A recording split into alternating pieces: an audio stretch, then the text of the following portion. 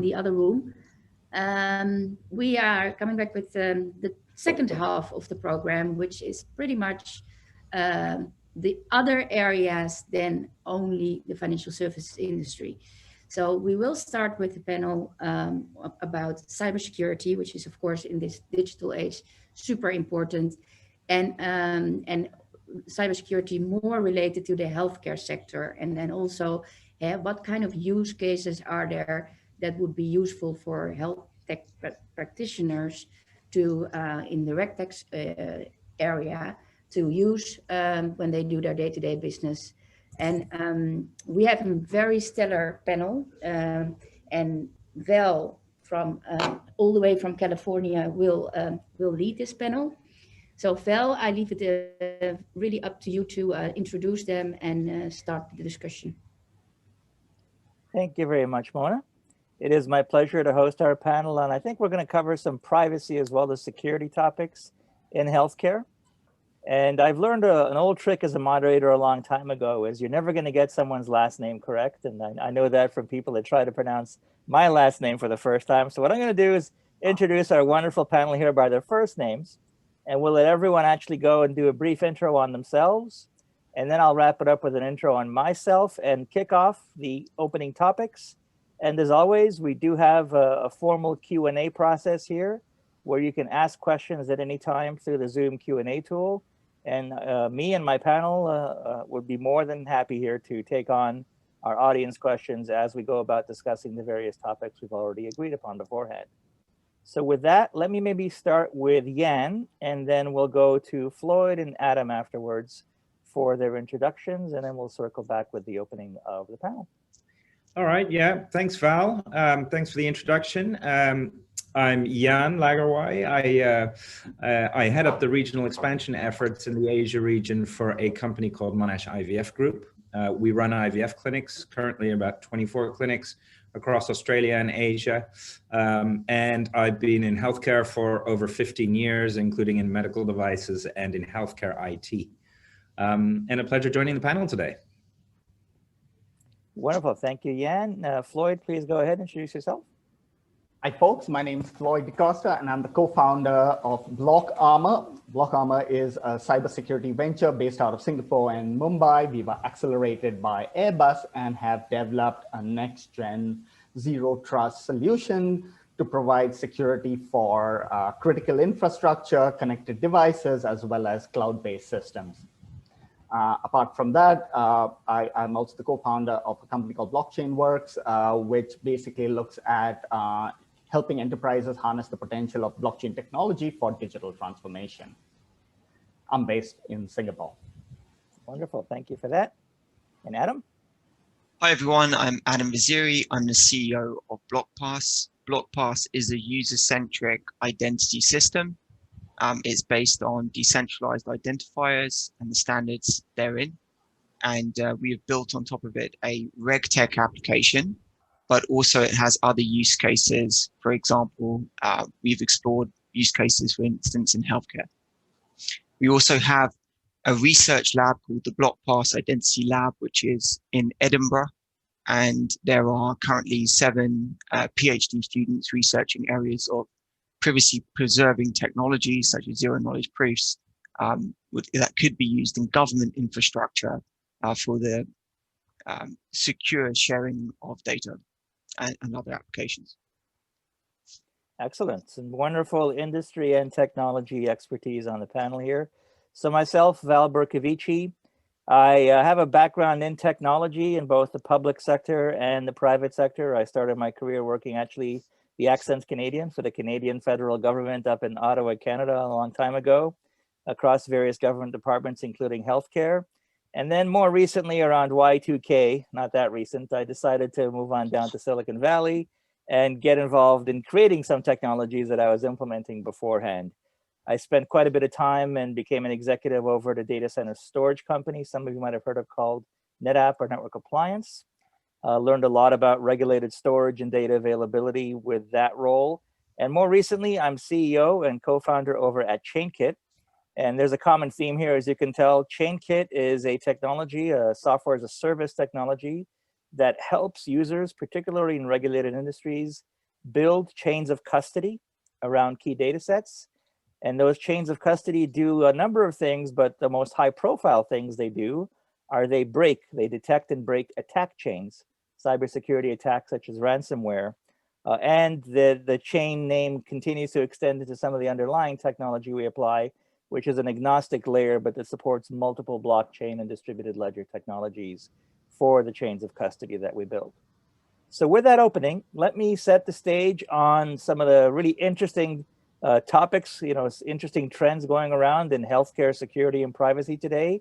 And then we'll open it up to the panel with some interesting opening questions and remarks. So setting the stage here, and I want to thank Jan for giving me some really good information to set the stage and context for us. Starting with the obvious, unlike your banking information or perhaps your tax information, when your health data leaks, it could be a matter of life and death. It certainly can be a matter of insurance and your eligibility to afford some life-saving procedures in the future.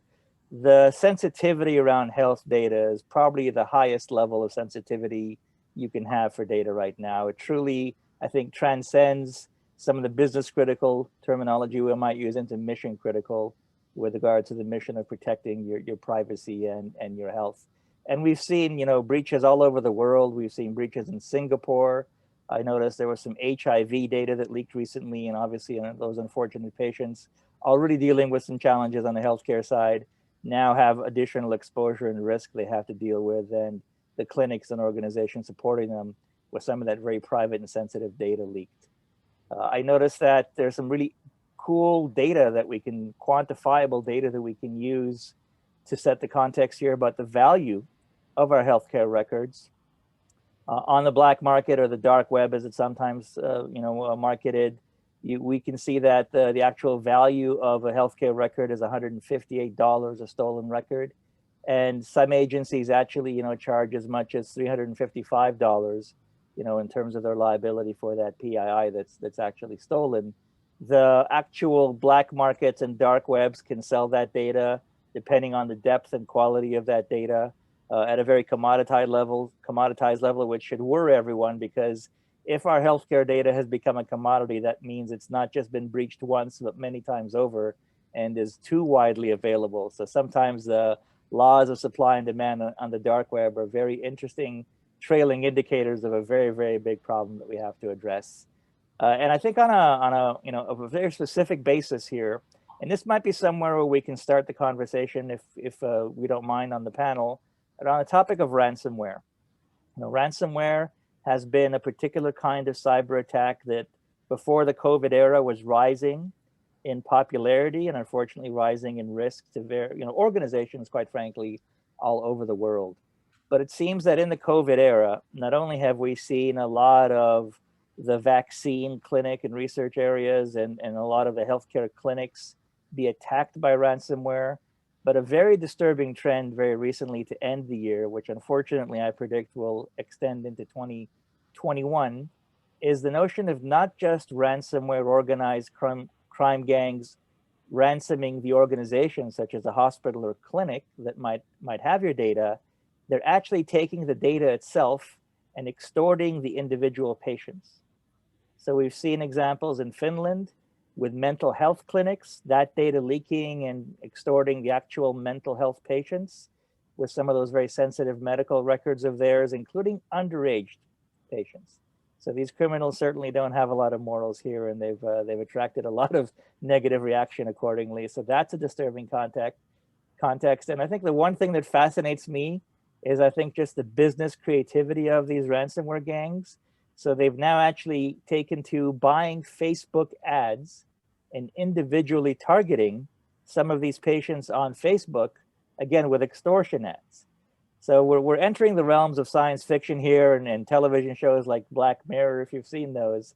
And I think, it's a wake-up call for all of us to really not just take personally the security and privacy of our health data seriously, but demand that all of our organizations do that, all of our clinics, all of our healthcare providers, all of our insurers, governments, that they really take this information seriously. And on that note, maybe Jan, we'll start with you. what's your opinion about, I think, some of the general trends in healthcare technology, but unfortunately some of the rapid evolutions to the threat of privacy and security of health data, such as ransomware? Well, I mean, I think it's a really good question. And let's start off by saying that by definition, your medical record is the most complete set of data that's out there. It's very difficult to anonymize, and its value to a medical professional is to have as much data as you can. That includes your name, your social security number, could even have payment details, but it goes much deeper into your, if they could, they'd love to marry your genetic code with that and everything. So by keeping a data record together, it's actually making it the most valuable it can be, which is exactly what a ransomware person wants to achieve. Because they also know by hacking into any kind of hospital group or anything, it's where they're going to get the most money for. So as you started off with the valuations of what something on the black market costs, it's because it's aggregated. I think if we look to, what kind of technology is needed here, unfortunately, healthcare is not the quickest adopter in healthcare IT, but it is actually needed to do something here. This is where the likes of, Floyd and Adam, yourselves, as well as experts in blockchain and experts in how data is processed. I think what we should be looking at is how you can take data apart, yet have there be an inherent link to be able to aggregate it at a different point in time somewhere else. I think that's probably a technology area where we're going to be able to put data on different servers that if any one server is hacked, the value and the data is anonymous, yet there's technology that's able to grab it together either through unique coding or through unique kind of blockchain technology that's able to aggregate patient records together as and when needed. That's probably the area where I see the most. I guess kind of interesting as well is that before we get there, there's a lot of groups who are actually capitalizing on this, including insurance companies. As recently as yesterday, I had a conversation with an insurance company who was immediately able to give me fact sheets of insurance companies waiting to capitalize on that. But that's actually too late. Once your data is compromised, it's already gone. So insurance is actually kind of a bandage on the wound rather than a solution in itself. So I think we need technology experts like the three of you to come up with something, kind of foolproof.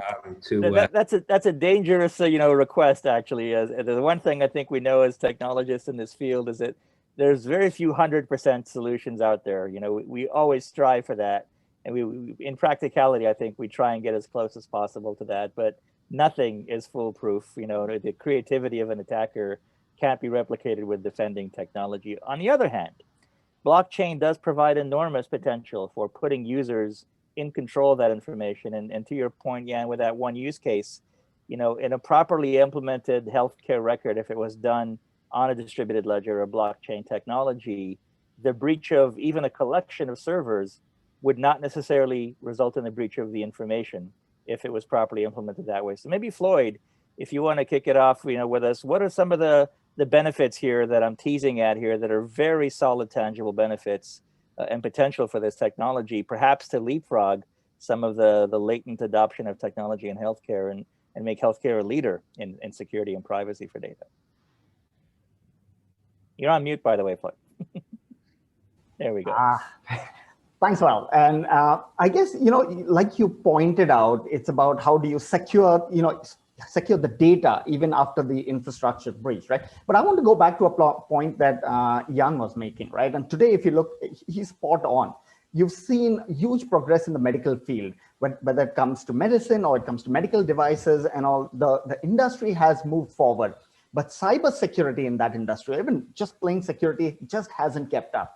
And that's where, like Jan correctly pointed out, yes, it may be a laggard in technology adoption, but when it comes to security, now you're seeing how costly some of these breaches can get, right? Also, with the advancement of, the technology within the medical and, the healthcare sector, what you've seen is a lot of shift to devices, everything from the traditional MRI scanners and things to all your reports. And, today I go to the doctor, I'm back, and I don't have to go to collect my report because it's either mailed to me or have a login name and password, I can download it. So you're seeing huge adoption of technology, cloud servers, but also devices and things like that. And the technology we have today, yes, you've got blockchain and you've got a number of emerging technologies, but the security for some of these devices and all just isn't there. And like you rightly pointed out, the creativity in the ransomware or even the attackers and the ability to monetize some of their spoils there is getting way ahead of the curve, right? While everyone else is still thinking, how do we patch that, right? How every time you compromise, you're looking at patches, you're looking at how can we kind of, upgrade to the next level. What we should be thinking is how can we get one step ahead of the game? How can we, so that the next time someone tries to attack me, hey, here's something new, right? And that's where you're looking at emerging technologies like blockchain, wherein it's not like compromising a database or hitting a device, right? Hey, there's an underlying infrastructure that's natively secure, and yes, it's digital, and enables this digital world. And so how can we move one level below to the infrastructure level, right? So that's one side of the thing. On the other side, it's no longer just about data, right? And in fact, I was reading a report, I'm not sure how true, but in Germany earlier this year, I think it was September or October, you have the first death recorded officially due to a cyber attack, where I guess the systems were compromised, and then because the systems were offline for a period of time, lives were lost. Right, so it's no longer just about stealing data anymore. And that's where we are focused on. It's how about keeping, ourselves, our loved one, and people in general safe nowadays. It's gone to that level, and I guess there's no. I mean, we can put in all the we can put all the technology in, but I guess it's got to be, we got to look at this a little more comprehensively and look beyond simply, just trying to have patches. How can we now get one step ahead of the game, because it's not just data, it's lives at stake. Absolutely, Floyd. And, Adam, when we were chatting beforehand as well in the green room, so to speak, there's some really interesting use cases around privacy, security, when you've got that data on a blockchain, but particularly as you're trying to exchange that data with necessary services, there's some really cool advantages towards using that. Feel free to just open up with that and anything else that was on your mind as, Jan opened up the discussion for us. And again, you're on mute as well, Adam. Yeah, thanks a lot. Yeah, I think the key question is about owning your own data, whether you own your own data. I think the premise is, at the moment, other people are looking after what you own. So in fact, you don't own it if other people are looking after it. And Bitcoin taught us that, because Bitcoin taught you can own and control your own money. But today you can't own and control your own data. And I would expect that in the future, it should become possible to own and control your own data.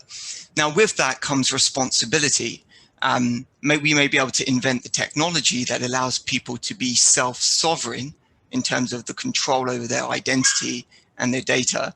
But how can they ensure that they can keep that data safe?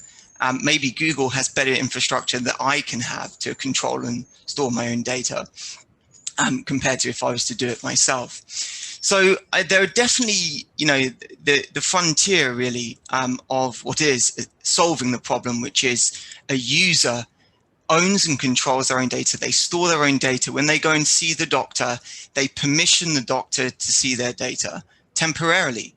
And maybe temporarily, or it may be subject to certain conditions, and that those conditions have to be permanently in place for that doctor to continue to have access to that data.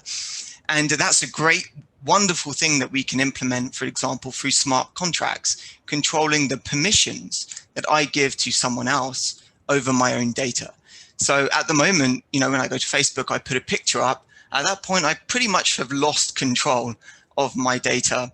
I can permission it within the system, but do I actually know that those permissions are enforced? I don't know, because it's not in my control.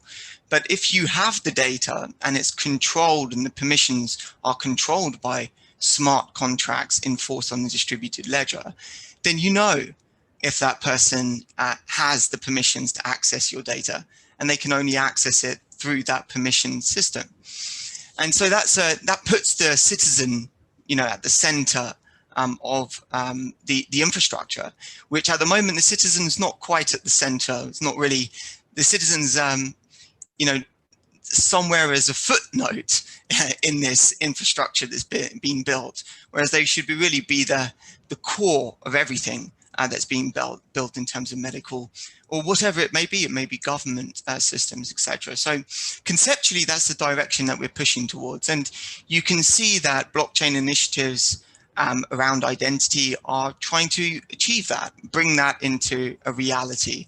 What we're trying to do in Blockpass is maybe at a smaller scale, it's more RegTech focused to a certain degree, is give people control over their own data. But that's only tip of the iceberg of what is possible. And you know, there are many other initiatives out there that are trying to achieve this. But another aspect to this is, how do you do this in a way that it interoperates? The wonderful thing that Bitcoin taught us is not only can you own your own money, and consequently, if you use a similar technology, therefore own your own data. But another thing it teaches us is open source is the way forwards.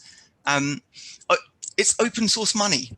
And that's essentially what Bitcoin is. And so if we're going to be in a position that we own our own data, then everyone should be working towards similar open standards, and really open standards where, you know, the world comes together to decide on the type of infrastructure and systems which will permit people to own their own data. And I'd just like to put a sidebar here, which is, you know, there are systems already being built. A good example was a blockchain that was introduced this year called Filecoin. And Filecoin is built on a system called IPFS. And IPFS essentially heralds this new wave of being able to store data in a distributed manner, where you don't have to store it on AWS or Google, but you as an individual can create your own little locker. And in that locker, you can store your precious items, digital precious items, and it can be stored in this distributed fashion using IPFS. And so it's amazing what we're seeing today. And there are many, many more technologies coming in, you know, to the fore. And so we're really at that cusp of being able to make the difference. But it really does take the same push on all sides in order to really make a difference, I think. Yeah, no, that's an excellent point. And I think it's a profound change that's being proposed here. And I love the Facebook sort of photo example, because today we're all, you know, accustomed, I don't think we like it, but we're all accustomed to the fact that we have to log into their identity system. We have to upload the picture to their servers. And as you point out quite rightly, Adam, once we've done that, we've lost complete control of that picture.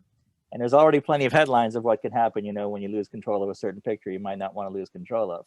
So the notion of always having a system where you control access to your key data, be it a picture or medical records or something else, and every time that's displayed somewhere on someone else's phone or on your phone, on your doctor's or your radiologist's device or so forth, it has to go back and seek permissions and see, you know, whether it's the correct version of the photo, whether that photo has been revoked because there's been a more updated photo or there was an error with that previous one.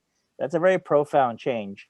And so maybe, you know, we'll circle back to you, Yan, and in your opinion, you know, there's a lot of interesting technology in the marketplace right now, but with your vast experience here, what do you think is most important? Is it technology advance? Is it radical change like COVID on the healthcare environment? Is it, you know, really healthy government support that we see out of, you know, progressive governments like Singapore? Is there one thing, or is there a combination of things that we need to everyday patients see these advances and enjoy them and benefit from them? Yeah, that's a good question. And I think Adam hit on a number of these points, actually. And what's interesting is you have to look at what's who has the incentive and where is your data and why is your data somewhere. And what's interesting, Adam mentioned you're not an owner of your data. Many governments, including the Dutch government where I'm from, have actually put forth a law. It's passed a law that said, in fact, you own your data. So that is the law. The problem is that the system doesn't allow you to own it. The hospital they must give it to you when you ask, but they're still keeping it themselves a little bit, right? They're still storing it themselves. They'll give you a CD and they'll say, this is what you got, but that's it. And it's then your responsibility to go to all these other information holders, for lack of a better word, and kind of aggregate your own data. And that's where the problem is. The incentives are now wrong in the sense that holding the data is something that they want to keep doing. as well as, you know, being the owner of your own data doesn't mean you're good at managing it. I don't actually think I would be that good at managing my own data on a memory stick either. So, and who you upload it to. So I think where we're getting to, and there's many have tried before, it's been Google Vault and Microsoft tried a healthcare platform, they all did, and they ran into that problem of who's willing to share, how are they willing to share, and what is the security there? And I don't think there's going to be a Facebook of healthcare data or a Facebook of, you know, where we're all going to offer and you know, put our data on there. I do think there'll be systems like you all allude to in terms of blockchain. And I like this, did you call it IFPS, IPFS? IPFS, yes. Yeah, I do like that those systems are evolving. Being in healthcare, I'm not close to this, but I do like that those systems are evolving, because if we can find some kind of secure way to do it, then we would be able to put that information out there. I think in the interim, we're really, like Facebook, we're really putting ourselves at risk, and the only solace we have is insurance that pays you out when it goes wrong, or in fact governments that are going to try to protect you. Keep in mind the Singapore example, by the way, SGH, who lost 1.5 million patient records in Singapore. You know, that is a government institution, and Singapore had a centralized electronic medical record, you know, kind of they had mandated in Singapore to say, we're going to do a countrywide medical record, and that's where it went wrong. So you can also see that governments certainly aren't the holder of this information, because they won't have the systems. I wouldn't, even though we might think so, you wouldn't trust the Pentagon with it either, for their misuse.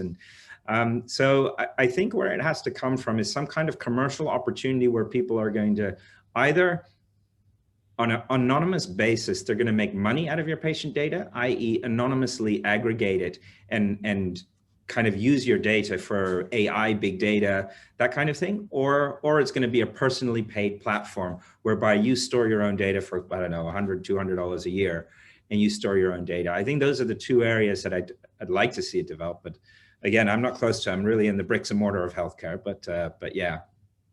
Yes, I love the way you frame this discussion, Jan. And Floyd, maybe I'll toss the baton over to you.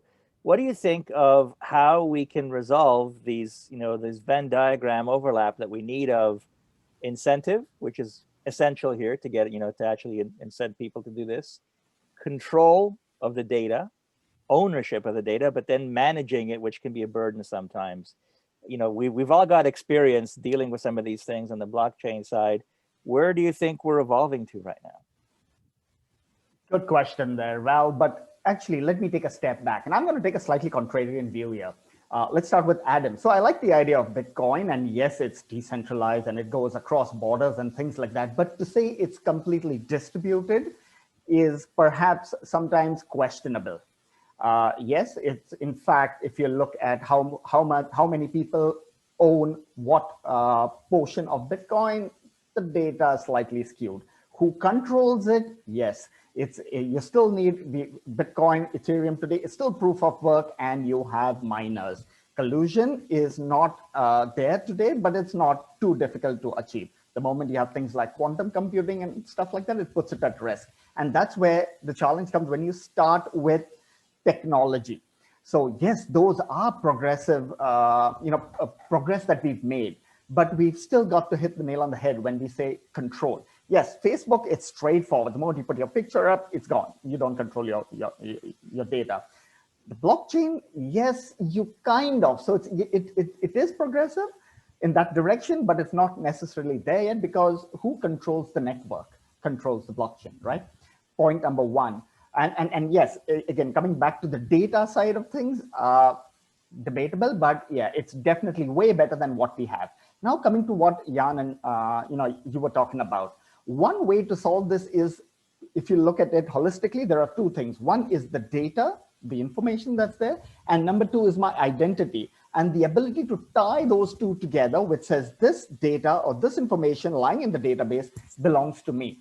Now, if you look at it, if you take a step back beyond, outside of technology and say, if you can separate those two, then am I okay with that data, which is related to me, but is there in general being used for things like research and development and other things? Absolutely. And most people couldn't even care, right? What happens is the moment you can tie that data to my identity, and that's where you have bad actors that can step in and start to take advantage of that. You know, and like the examples we had on this panel where people even start to book Facebook ads to target individual, right? That's the challenge. So at a very fundamental level, if we can separate those two, I think most people would be happy, right? And then coming to Jan's point, so I was having a very similar conversation with people in probably not so advanced countries, right? And now you go down there and you say, hey, you know, there's a lot of your data sitting here. Would you like control of it? We can put it on a blockchain. And first thing is like, what the hell is a blockchain, right? You're at that level. Number two, would you like to control your data? People are like, do I really care about, I couldn't care less, right? And then comes the main thing which Jan alluded to is, am I even capable of managing my own data effectively, right? It could get lost, you know, the stick goes missing, it gets mixed up in it. And those are the kind of challenges which you need to take a step back outside of technology and try to address. Most of the planet really is happy where the data is stored as long as those in control of it can take care of it. If they can separate the data and the identity, most folks would be happy because the data in itself is good for certain purposes. And me, the individual and the group is taken care of. And if you look at it from that perspective, I think we can start to find solutions using technology rather than the other way around. That is awesome. So Floyd, I want to thank you first of all, because on a panel, as a moderator, I love contrarian opinions. It makes for a much more stimulating conversation here. And I think, you know, we have, I think, a responsibility to our audience that, you know, we all have some fair level of blockchain expertise here to address some of these real world issues. So as I tee it up to an interesting question for Adam that hopefully he'll take on, I want to remind the audience here that there is a Q&A button at the bottom. So we do encourage, you know, all sorts of questions, contrarian or otherwise.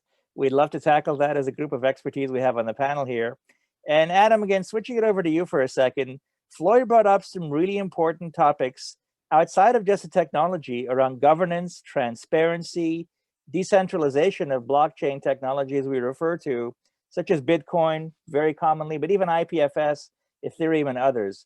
So what are your thoughts around, you know, what we need to do outside of just the code to improve governance models, improve transparency models, improve, for example, some of the decentralization challenges that are very real that Floyd brought up with regards to the fact that a lot of the mining, a lot of the incentive for Bitcoin is done in China.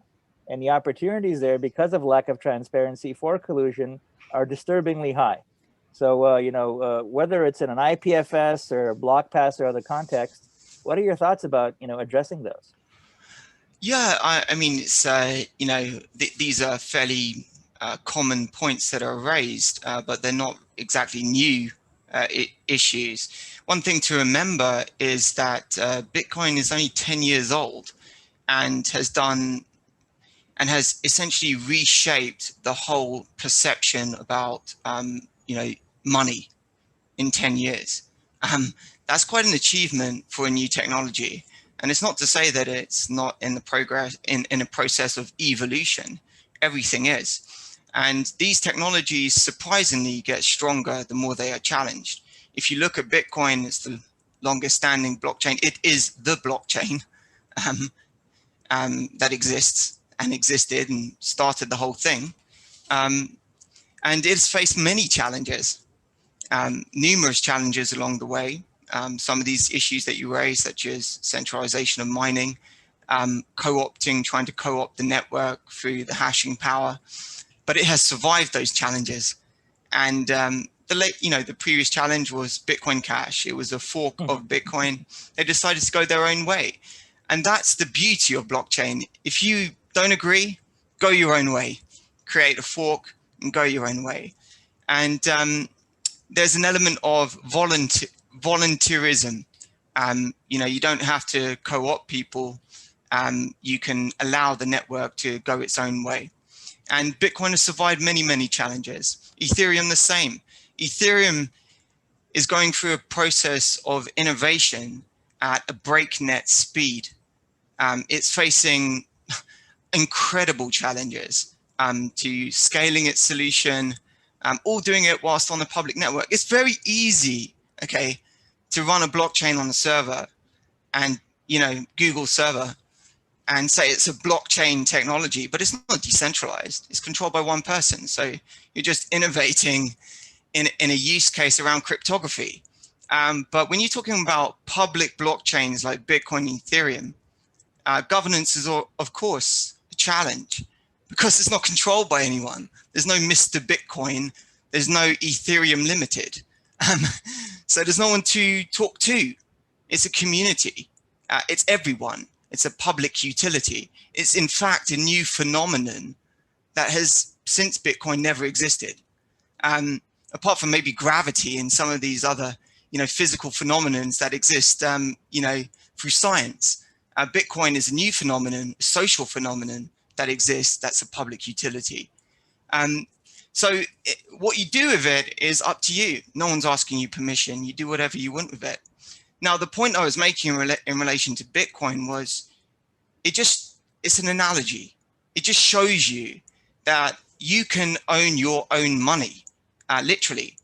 Join the network, generate your own private key, and store your own private key wherever you want. And that's the first time in human history that's been possible, apart from going and mining gold from a mine and putting it in your pocket. This is the first time in human history that's possible.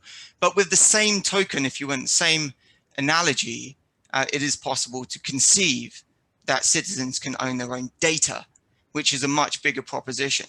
And when I was mentioning Filecoin and these other technologies, I was trying to show that this is actually happening. It's not something to conceive of in the future. It's something that's happening. It's taken time for these technologies to mature, certainly. I mean, Filecoin's been working on their protocol for over 3 years, but they've launched it. Now they're going to face challenges. My goodness, are they going to face challenges and face probably bigger challenges than Ethereum have. But it's the nature of these blockchains that they become more valuable the better they are able to survive. You know, like Nietzsche says, whatever doesn't kill me makes me stronger. It is absolutely true in relation to blockchains as social phenomena. Now, you know, where do we go from here in terms of how we can leverage this technology today? Well, I would say it's still very much in infancy, but there are practical use cases. And one such is what we're trying to do in Blockpass. You know, we're trying to be very pragmatic about how we introduce this notion of a user-controlled identity. Of course, I'd love to start the whole thing by saying, oh, it's self-sovereign and you have a memory stick and that's all I can offer you. But practically speaking, people won't understand that because you're way on the other end of the spectrum and people aren't ready for that. People need to start with what they are familiar with and then gradually understand this notion around, oh, I'm in control of this. Oh, right, I can permission my data to certain people. Oh, that's a new idea. Oh, maybe that's what it should be. And then they will demand that from the vendors that they work with, etc. But I mean, to me, I don't see the challenge of blockchain as being the challenge. I think the challenge is more fundamentally is industries cooperating through open source technology and not trying to silo their particular proprietary solution and therefore citizen data. You know, I think it's the way that the industry has been kind of, you know, turned into almost a cartel of technology that you end up with not particularly great benefits for the users. If you're able to break down those silos using open source and through regulation enforce open source. I mean, I can't imagine a government today using proprietary technology. To me, it seems an anathema. You know, to think, oh yeah, we're going to use IBM, you know, code, proprietary solutions. No, you use open source because there's power in everyone else using it and in power in other people vetting it. And to me, if we should all be agreeing on that point. And if you agree on that point, that to me is the key to unlocking, you know, really what's in the benefit of the users. And you can see this actually happening. If you look at Hyperledger, if you want, it's an industry initiative, industries coming together around an open source solution. So I'm very encouraged by that fact. And Hyperledger is a blockchain solution, if you will. That's awesome, Adam. So thank you for highlighting some of the points. I think it's interesting. Charles Darwin is often misquoted around survival of the fittest as being an evolutionary way for things to advance. I think your point highlights that it's in fact survival of the most adaptable, or the most agile. And the fact that these are open source technologies, there's communities around them that hopefully are as heterogeneous as possible. And it's really just the most adaptability of these projects that ultimately are the ones that withstand, as you point out, almost a decade of continuous hourly, millisecond attacks such as the Bitcoin network has, are kind of proof of the fact of the strength of that. So let's maybe, take the conversation a little bit higher level right now. And Jan, we touched on this topic earlier on in preparing for this. I think there's a misconception that, privacy is not as acute a problem or not as important as security, because security gets most of the headlines. And privacy is viewed as this burdensome, GDPR type compliance checkmark requirement. I personally have an opposite opinion. I think privacy, if anything, is a superset. But again, from an industry perspective, particularly now that you bring in the European as well as the ASEAN perspective, what are your thoughts around that? And again, I love the fact that even one of the things Adam circled back to is incentive. What are going to be some of the incentives again to drive these relative priorities going forward? Yeah, no, I think, privacy is the absolute driver, or should be the absolute driver, because I mean, the value of the information can be misused, or the information on you, your private information can be misused on several levels. We've already touched on the fact that you can be blackmailed for it. I mean, whether it's, that's of course a huge issue. It can be misused by your employer. It can be misused by your insurance company. It can be misused by other individuals, even family members and such. So, I mean, I think that the privacy is probably the core fundamental right that an individual has to that. So that's actually probably the point at which is more superior than the cybersecurity around it. It's your right to privacy that should actually drive the cybersecurity need around it.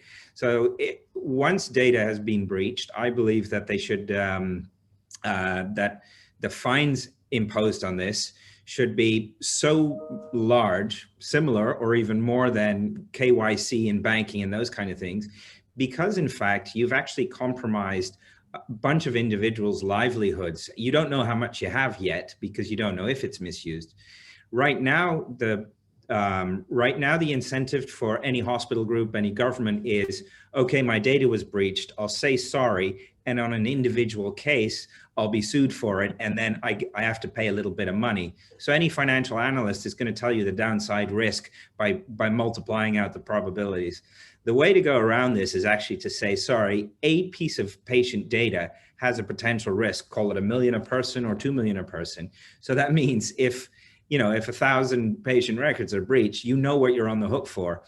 With that incentive, you're going to spawn an industry that's going to actually make this so secure that I think as individuals we'll be safe. But governments need to step in on that. Right now, I think the losses have been quite limited, especially you mentioned the HIV data leak in Singapore. I mean, that of course, employers, governments, blackmailers, everyone has that information. That is a huge detriment. That should be the most punishable kind of thing that they have, because those people didn't just lose that, but they lost a heck of a lot more of their future. Exactly.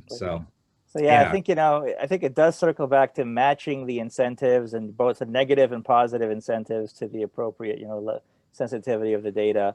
And I apologize, I've been told, our panel is not an hour long, it's actually 45 minutes. So what I want to do is give both Floyd and Adam basically a chance to give us some of their closing thoughts, and we'll wrap this up in time for the rest of the session to proceed on time. So Floyd, please go ahead.